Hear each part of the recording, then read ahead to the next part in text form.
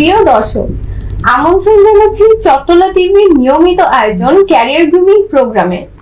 আজ স্টুডিওতে আমি উপস্থিত আছি ফাতিমা তাসনিম তানহা এবং আমাদের স্টুডিওতে অতিথি হিসেবে এসেছেন নিউ এরা ট্রেনিং সেন্টারের চিফ অফ অপারেশন এবং medical officer doctor Imaduddin Chowdhury. চলুন কথা বলা যাক তার সাথে। কেমন আছেন? জি আলহামদুলিল্লাহ ভালো। আপনি ভালো আছেন?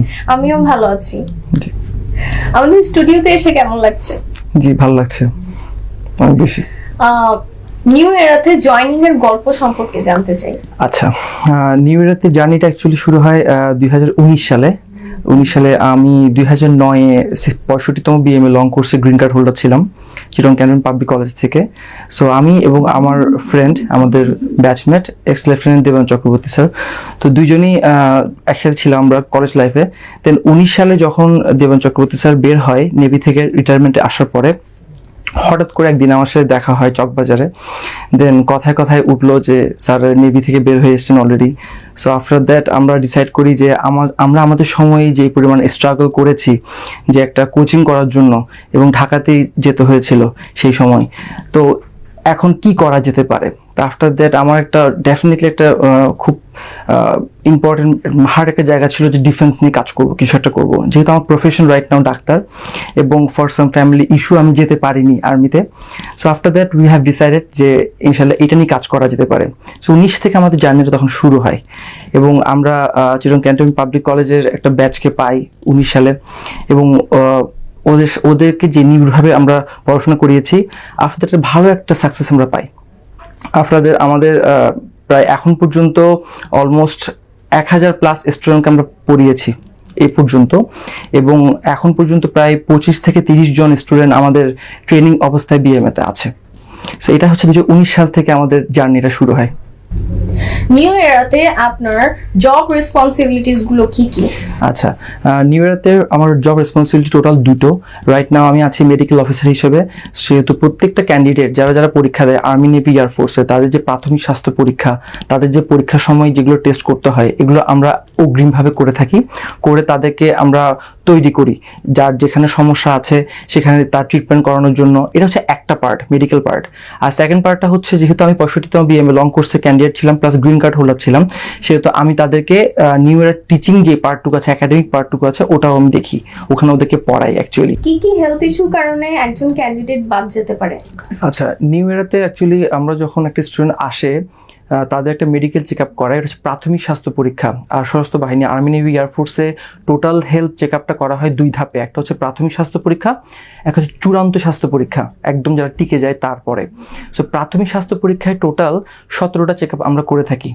ইন ডিটেলসে আমি একটু বলে থাকি, লাইক প্রথমে হচ্ছে আপনার height, weight, most important height আর ওয়েট, দেন হচ্ছে চেস্ট বা বুকের মাপটা, দেন হচ্ছে নাক, কান, গলা, দেন হচ্ছে দাঁত, দেন কিছু সেন্সিটিভ ইস্যুর মানে পার্টের আমাদের চেক আপ করতে হয়, যেমন পাইলস চেক আপ, দেন স্ক্রোটাম চেক আপ, দেন হচ্ছে নক নি চেক আপ, দেন হচ্ছে ভ্যারিকোজ ভেইন চেক আপ, এবং যদি কোনো ধরনের স্কিন ডিজিজ থেকে থাকে ওসবের কারণে বাদ পড়তে পারে। Flat feet, one of the important.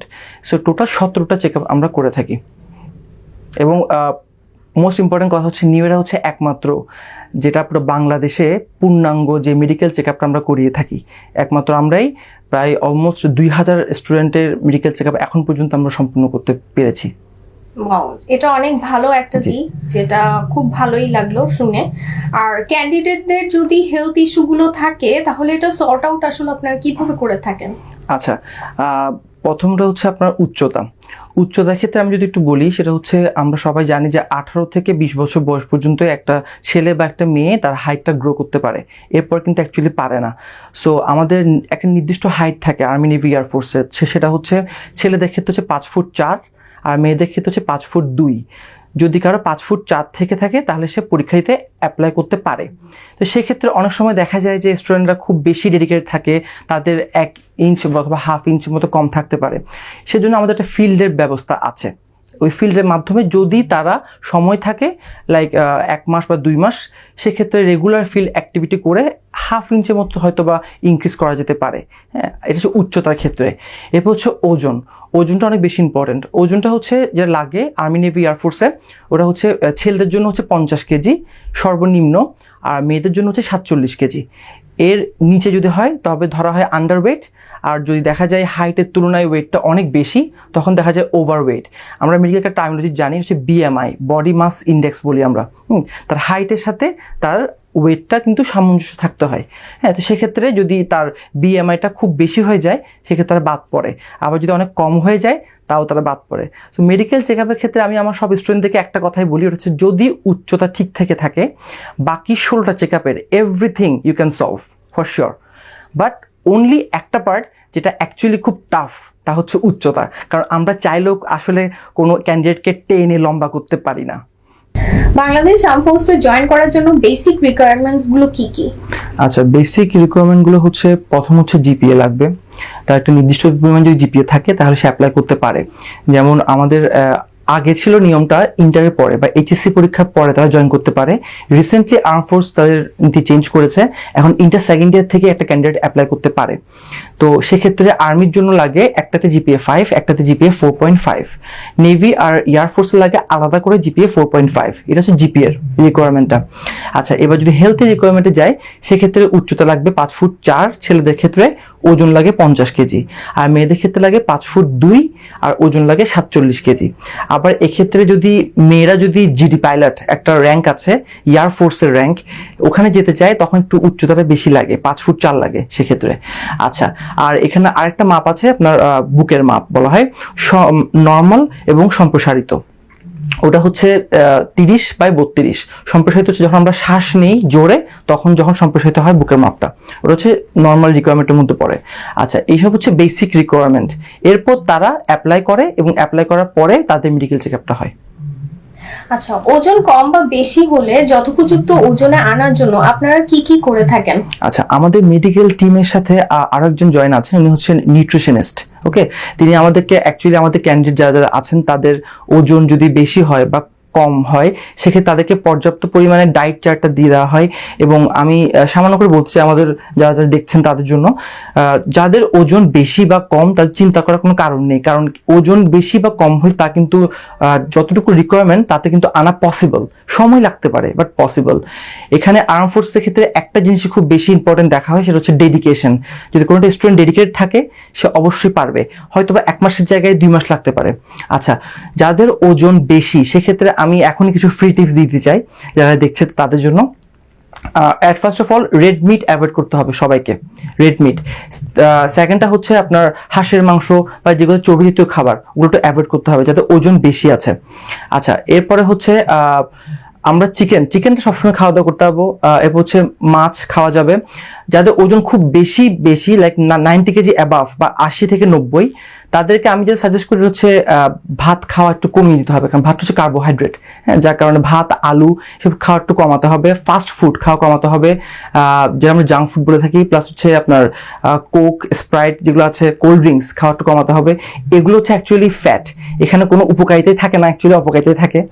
আচ্ছা, এরপর যাদের ওজন কম সেক্ষেত্রে আমি যে সাজেস্ট করি আমাদের স্টুডেন্টদেরকে তা হচ্ছে তোমরা 3 বেলায় ভাত খাবা, কারণ তাদের হচ্ছে ওজনটা কম থাকে।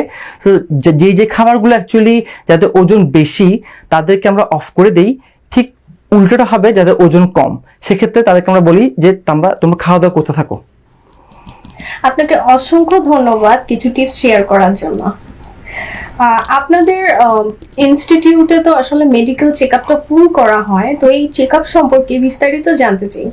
আচ্ছা, টোটাল হচ্ছে আমাদের এখানে যে 17টা চেকআপ করা হয়, যদি এই 17টা চেকআপ যদি একটা ক্যান্ডিডেট বাইরে করাতে চায় সেক্ষেত্রে প্রত্যেকটা বিশেষজ্ঞ ডাক্তারকে লাগবে, এবং ওই ডাক্তার তাদেরকে ডেফিনেটলি 17টা চেকআপের জন্য প্রায় 17টা ডাক্তারকে লাগবে কাইন্ড অফ। হ্যাঁ, তো সেক্ষেত্রে আমরা শুধুমাত্র 500 টাকা চার্জ নিই এবং 17টা চেকআপ আমরা করিয়ে থাকি প্রাথমিক অবস্থাতেই। যদি কারো কোনো ধরনের রোগ ধরা পড়ে, অনেক ক্যান্ডিডেট আমরা পেয়েছি যে সে কখনো মেডিকেল চেকআপ করেইনি, লাইফের ফার্স্ট টাইম। এবং আমি এমন ক্যান্ডিডেট পেয়েছি যে গার্জিয়ান এতটুকুই মোটামুটি খুবই অ্যাওয়্যার অ্যাবাউট দেয়ার চাইল্ড, যে ক্লাস 10-এ পড়তেছে ক্যান্ডিডেট, এখনই তাকে নিয়ে আসছে যে ফিউচারে তার কোনো সমস্যা হবে কিনা আর্ম ফোর্সে যাওয়ার জন্য। সো যেই চেকআপগুলো আমরা করে থাকি, আবার একটু বলছি যে উচ্চতা, ওজন, বুকের মাপ, এরপর হচ্ছে নাক, কান, গলা, এরপর হচ্ছে দাঁত, এরপর হচ্ছে ডিএনএস, হচ্ছে ডেভিয়েটেড নেজাল সেপ্টাম, যে নাকের বাঁকাহার, তারপর হচ্ছে piles, scrotum, flat feet, varicose vein, skin disease, হাতের তালু ঘামা, এটা একটা বড় সমস্যার কারণে বাদ পড়তে পারে, হাইড্রোথেসিস বলি আমরা। সো এই রোগগুলো আমরা চেক আপ করে থাকি, টোটাল 17টা চেক আপ। আচ্ছা, নাকে কি কি সমস্যার কারণে বাদ যেতে পারে? আচ্ছা, নাকের সমস্যা হচ্ছে পলিপস বলি আমরা অনেক সময়, আরেকটা হচ্ছে নাকের সমস্যা ডিএনএস, ডেভিয়েটেড নেজাল সেপ্টাম, মানে হচ্ছে নাকের হাড়টা যখন বাঁকা থাকে, হ্যাঁ, সেক্ষেত্রে দেখা যায় যে এটার বাদ দেওয়ার পিছনে আর্ম ফোর্সেসের কারণ আছে। কারণটা হচ্ছে যদি কোনো একটা ক্যান্ডিডেট নাকের মাংস বেশি থাকে অথবা নাকের হাড়টা বাঁকা থাকে, কারণ আমরা সবাই জানি যে আর্ম ফোর্সের একটা কঠোর প্রশিক্ষণের মধ্যে দিয়ে তাদেরকে যেতে হয়, সেক্ষেত্রে যখন তারা দৌড়াদৌড়ি করে তখন তারা ঠিক মতো নিঃশ্বাস নিতে পারে না। আর সবাই জানে যে নিঃশ্বাস নেওয়ার সময় কিন্তু আমাদের মুখটা বন্ধ রাখতে হয়, নাক দিয়ে নিঃশ্বাস নিতে হয়। সো যদি নাকের মাংস বড় থাকে বা নাকের হাড় বাঁকা থাকে, সেক্ষেত্রে তার শ্বাস প্রশ্বাসে তার সমস্যা হয়, সেই জন্য তারা বাদ দিয়ে থাকে। সো এটাও ট্রিটমেন্ট করা পসিবল, এটা সার্জারি আছে, সার্জারি করে নাকের হাড়টা আবার ঠিক পর্যায়ে নিয়ে আসতে পারে, এবং যদি মাংস যদি বেড়ে যায় তখন পলিপসের অপারেশনটা করে সারানো সম্ভব। কানের কি কি সমস্যার কারণে ক্যান্ডিডেট বাদ আচ্ছা, যেতে পারে? কানের সমস্যা যেটা হয় সেটা হচ্ছে ইম্প্যাক্টেড ওয়াক্স বলি আমরা, ওটা হচ্ছে কানে অনেক সময় ময়লা জমে থাকে। এটা একটা খুবই 10 মিনিট বা 15 মিনিটের একটা কাজ। তো কানে ইএনটি ডাক্তার আমরা বলে থাকি, ইএনটি ডাক্তার যখন কাছে যাবে সে চেক করবে, এবং যদি ইম্প্যাক্টেড ওয়াক্স পাওয়া যায়, কিছু কানের ড্রপ থাকে, যদি ময়লা বেশি থাকে, এবং সে পরিষ্কার করে দিলে কানটা তার পরিষ্কার হয়ে যাচ্ছে, তখন সে আর বাদ পড়ছে না। হাতের তালু ঘামা দূর করার জন্য কি কি করা যেতে পারে? আচ্ছা, হাতের তালু ঘামার জন্য অ্যাকচুয়ালি বিশেষজ্ঞ ডাক্তারকে দেখাতে হবে। বিশেষজ্ঞ ডাক্তার সরাসরি তখন একটা ওষুধ বা স্প্রে সাজেস্ট করে থাকেন অ্যাকচুয়ালি। সো এটাও পসিবল, এটা 15 থেকে 20 দিন সময় মতো লাগতে পারে হাতের তালু ঘামাটা দূর করার জন্য।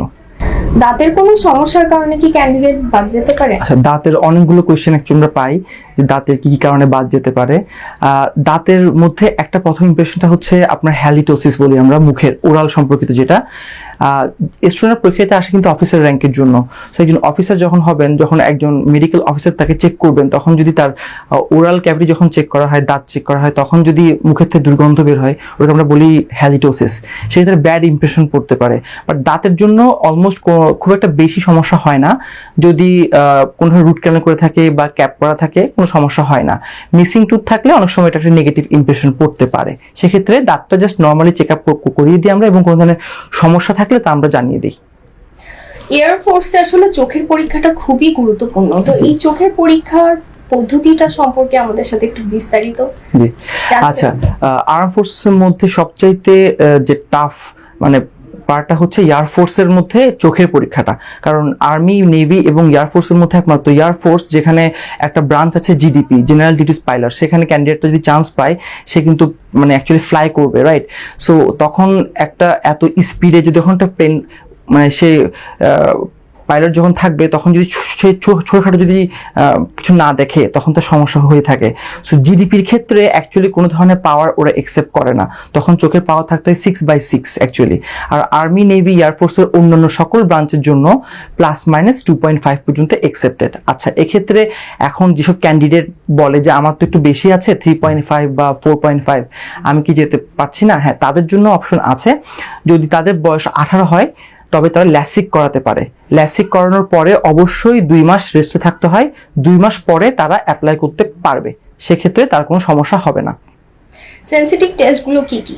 আচ্ছা, সেনসিটিভ টেস্টগুলোর মধ্যে নাম্বার 1 হচ্ছে পাইলস টেস্ট, নাম্বার 2 হচ্ছে স্ক্রটাম টেস্ট, নাম্বার 3 হচ্ছে বিভিন্ন স্কিন ডিজিজ, নাম্বার 4 হচ্ছে ভ্যারিকোজ ভেইন টেস্ট। এই টেস্টগুলো হচ্ছে সবচেয়ে সেনসিটিভ টেস্ট।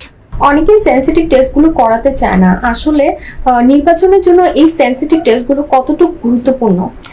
সেন্সিটিভ টেস্টের মধ্যে সবচেয়ে বেশি সেন্সিটিভ টেস্ট হলো অ্যাকচুয়ালি পাইলস টেস্ট। আমাদের একটা মনে ধারণা জন্মায় গেছে যে পাইলস টেস্টটা মানে খুবই ডেফিনেটলি যেহেতু জামাকাপড় খুলে করতে হয়, সো এটা খুবই স্পর্শকাতর জায়গা, এবং এটা লজ্জাস্থান যেহেতু, সেহেতু এটা করাতে চায় না স্টুডেন্টরা, অনেক ক্যান্ডিডেট করাতে চায় না। সো আমি আমার এক্সপিরিয়েন্স থেকে যেটা বলবো, ওটা হচ্ছে আমাদের একটা ক্যান্ডিডেট 1 বছর আগের কথা, সে যখন এসেছিল সে কখনোই তার মেডিকেল চেক আপটা করায়নি। সো মেডিকেল চেক আপ করানোর পরে তার ধরা পড়ে তার পাইলস আছে। সো সেই সময় সে করেসপন্ডিং যে আর্মি, নেভি, এয়ার ফোর্স, 3টা ফোর্সেই সে বাদ যায়।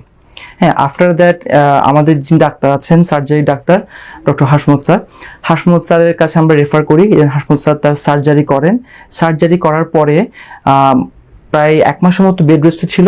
দেন এখন রাইট নাও তিনি 3টা ফোর্সেই চান্স পেয়েছেন, আর্মি, নেভি, এয়ার ফোর্সে। তো সেন্সি test is one of the most important test, কারণ এটার কারণে আর্ম ফোর্সেসে বিন্দুমাত্র ছাড় দেওয়া হয় না, বাদ পড়ে।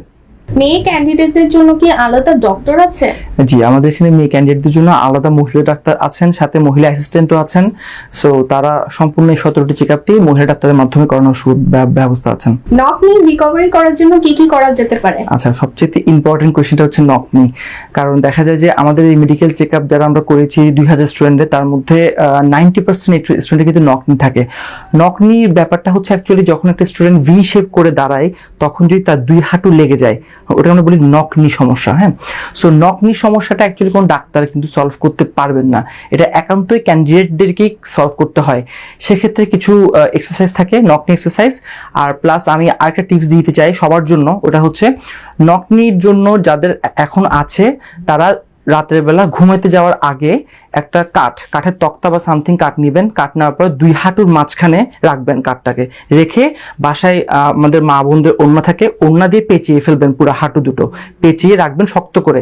এত জোরও বাঁধবেন না যে আপনার বডি ব্লাড সার্কুলেশনটা অফ হয়ে যাচ্ছে, আবার এত লুজলিও রাখবেন না যাতে করে সকালে ঘুম থেকে উঠে দেখবেন যে আপনি আপনার জায়গায় আছেন কিন্তু কাঠটা কাঠের জায়গায় আর নেই। হ্যাঁ, সেক্ষেত্রে কিন্তু আপনার কোনো আর সমাধানটা হবে না সেক্ষেত্রে। হ্যাঁ, আর নকনি সমস্যার জন্য কতদিন লাগতে পারে, এটা একটা কোয়েশ্চেন সবসময় সবাই করে। ওটা হচ্ছে নকনি সমস্যাটা যদি বেশি থাকে, যাদের ওয়েট একটু বেশি, ওদের কিন্তু পায়ে হাঁটু লেগে যায় অনেক বেশি, ওটার ক্ষেত্রে প্রায় 2-3 মাসও লাগতে পারে। আবার যাদের কম থাকে, মাইল্ড নকনি থাকে, সেক্ষেত্রে 1 মাসও লাগতে পারে। ডিপেন্ড করে অ্যাকচুয়ালি ক্যান্ডিডেটের উপরে, ক্যান্ডিডেটের কতক্ষণ সময় দিচ্ছে ওই কাঠটা বেঁধে রাখার ক্ষেত্রে। হ্যাঁ, আমরা সাজেস্ট করি অ্যাকচুয়ালি রাতের বেলা, কারণটা হচ্ছে রাতের বেলা ঘুমাইতে যাওয়ার সময় যেহেতু আমাদের বডি কন্ট্রোল থাকে না, সেহেতু কাঠ যখন বেঁধে রাখবো তখন 6 থেকে 7 ঘন্টা মিনিমাম যে ওই কাঠটা তাদের 2 পায়ের মাঝখানে থাকবে। হ্যাঁ, সো নকনি সমস্যাটা কিন্তু কোনো ফোর্সেই অ্যাকচুয়ালি 0 টলারেন্স দেখা হয়। আপনাকে অসংখ্য ধন্যবাদ টিপস শেয়ার করার জন্য। শরীরে যদি কোনো দাগ থাকে বা অপারেশনের যদি কোনো মার্ক থাকে, তাহলে কি ক্যান্ডিডেট বাদ যেতে পারে? আচ্ছা, এটা হচ্ছে আরেকটু গুরুত্বপূর্ণ কোয়েশ্চেন। শরীরে কাটা দাগ অনেক ধরনের থাকতে পারে। নাম্বার 1 হচ্ছে স্ট্রেচ মার্ক থাকতে পারে, নাম্বার 2 হচ্ছে অ্যাক্সিডেন্টাল কাটা দাগ থাকতে পারে, নাম্বার 3 হচ্ছে অপারেশনাল কাটা দাগ থাকতে পারে, আবার নাম্বার 4 হচ্ছে ইন্টেনশনাল কাটা দাগ থাকতে পারে। যেহেতু আমরা কাজ করছি ইন্টার ক্যান্ডিডেটকে নিয়ে, সো তারা দেখা যায় আর্লি স্টেজে ইম্যাচুরিটি অবস্থা অনেক সময় হাতটা কেটে ফেলে অনেক কারণে, ইমোশনাল কারণে। সো এই ধরনের যদি কাটা দাগ থাকে, আমি একমাত্র এক ধরনের কাটা দাগ ছাড়া সব ধরনের কাটা দাগকে কিন্তু আর্ম ফোর্স নেয়। তা হচ্ছে আপনার ইন্টেনশনাল কাটা দাগ। যখন কেউ সুইসাইডাল টেন্ডেন্সি থাকে বা কাটা দাগ থাকে শার্প একদম ব্লেড দিয়ে, ওই ধরনের কাটা দাগগুলোকে আর্ম ফোর্সেস নেয় না, একদম বাদ দেয়। আর অন্যান্য যদি কাটা দাগ থেকে থাকে অ্যাক্সিডেন্টাল বা অপারেশনাল বা কোনো ধরনের দেখা যায় টিনের চালে কাটা দাগ, বটিতে কাটা দাগ, ওগুলো কোনো সমস্যা খুব একটা হয় না। ওটা যদি সে পর্যাপ্ত যখন অ্যান্সার দেয় মেডিকেল অফিসারকে, তখন সে বাদ যায় না। বোন ফ্র্যাকচার যদি থেকে থাকে, তাহলে কি ক্যান্ডিডেট বাদ যেতে পারে? আচ্ছা, বোন ফ্র্যাকচারের ক্ষেত্রে যদি তার কোনো অ্যাক্সিডেন্ট হয় আর্লি স্টেজে এবং তার যদি কোনো ধরনের বোন ফ্র্যাকচার থেকে থাকে, যদি সেটা তার স্বাভাবিক লাইফে হাঁটা চলাতে দৌড়াতে কোনো সমস্যা না হয়, সেক্ষেত্রে বোন ফ্র্যাকচারে কোনো ধরনের সমস্যা হয় না। কারণ এক্ষেত্রে একটু বলে রাখি, যদি কোনো বোন ফ্র্যাকচার হয়, এই 18 থেকে 21 বছর বয়সটার মধ্যে কিন্তু বোন খুব তাড়াতাড়ি জোড়া লেগে যায়। হ্যাঁ, যেহেতু তাদের বয়স আর্লি স্টেজে থাকে। সো যদি তার নর্মাল লাইফে কোনো সমস্যা না হয়, তাহলে সে প্রাথমিক নির্বাচন পদ্ধতিতে কোনো সমস্যা তার হবে না। দর্শকবৃন্দ, আমরা আজ পর্বের শেষ পর্যায়ে চলে এসেছি। আগামী পর্বে ডক্টর ইমাদুদ্দিন চৌধুরী থেকে আরো বিস্তারিত অনেক কিছু জানবো। ততক্ষণ পর্যন্ত ভালো থাকুন, সুস্থ থাকুন এবং নিরাপদে থাকুন ও চোখ রাখুন চট্টলা টিভির পর্দায়।